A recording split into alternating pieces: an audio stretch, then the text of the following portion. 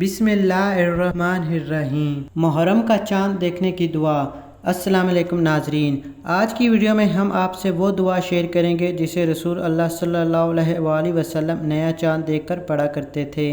اور اسی لیے اس دعا کو پڑھنے کی بے حد فضیلت ہے، کیونکہ رسول کریم صلی اللہ علیہ وآلہ وسلم سے منسوب یہ دعا پڑھنے والوں پر اللہ کی خصوصی رحمت نازل ہوتی ہے۔ ہمارے روحانی سلسلے سے منسلک بے شمار افراد ہر سال محرم الحرام کا چاند دیکھ کر یہ دعا 3 مرتبہ تلاوت کرتے تھے اور پورے سال کی رحمتیں سمیٹ لیتے ہیں۔ ہمارے مشاہدات کے مطابق محرم کا چاند نظر آنے کے بعد اس دعا کو پڑھنے والے افراد نہ صرف پورا سال ہر قسم کی آفات و بلیات، انجانے حادثات اور خطرناک امراض سے محفوظ رہتے ہیں، بلکہ انہیں رزق بھی بے حساب عطا ہوتا ہے، اور خواہ کیسی ہی پریشانی درپیش کیوں نہ ہو، خدا کے فضل و کرم سے انہیں اچانک رونما ہونے والی بے شمار پریشانیوں سے نجات ملتی ہے۔ لہٰذا آپ بھی ماہ محرم کا چاند دیکھ کر یہ دعا اول اور آخر 11 بار درود پاک کے ہمراہ کم از کم 3 مرتبہ ضرور تلاوت کریں، اور اگر اس دعا کو ہر مہینے نیا چاند دیکھ کر تلاوت کر لیا جائے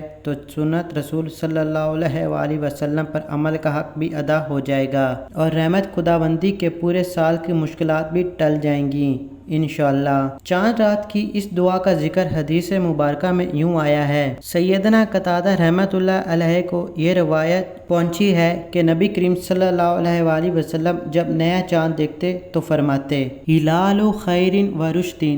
ہلال خیر و رشد، ہلال خیر و رشد، آمنت بالذی خلقک، جس کا ترجمہ ہے خیر اور ہدایت کا چاند،